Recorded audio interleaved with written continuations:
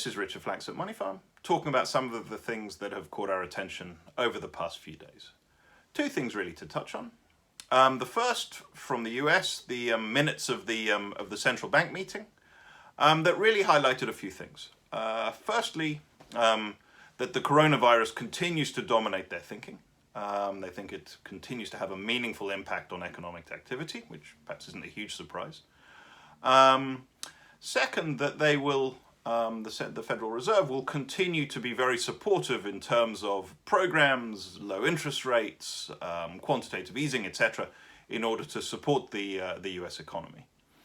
And the third point was really not from the central bank, but the market's reaction, where even though to our minds the message from the central bank was quite dovish, very supportive, markets perhaps seemed to think that this wasn't quite enough, and you saw a little bit of a sell-off in financial assets. Not a big one, but a little bit of a sell-off, suggesting perhaps that financial markets were even looking for a bit more support from the Federal Reserve. And we'll see how that plays out in the coming weeks and months. The second point, which is somehow related to that, is around the overall trajectory of the economic recovery. And what we've seen is that after a pretty decent bounce back from the lows that we saw in kind of March, April, May, some signs that the economic recovery in Europe is flagging a little bit. If you look at some of the traffic data, some of the footfall data, you aren't seeing the same acceleration that you did.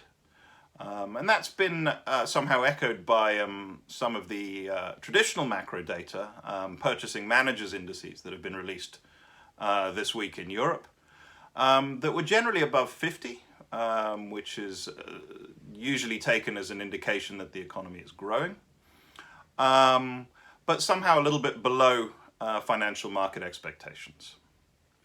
And when we turn to the UK, again, a little bit of a mixed bag. The latest statistics from the Office of National Statistics showed that footfall is still some way below where it was in March and in January and February, whereas traffic levels have actually recovered basically back to where they were.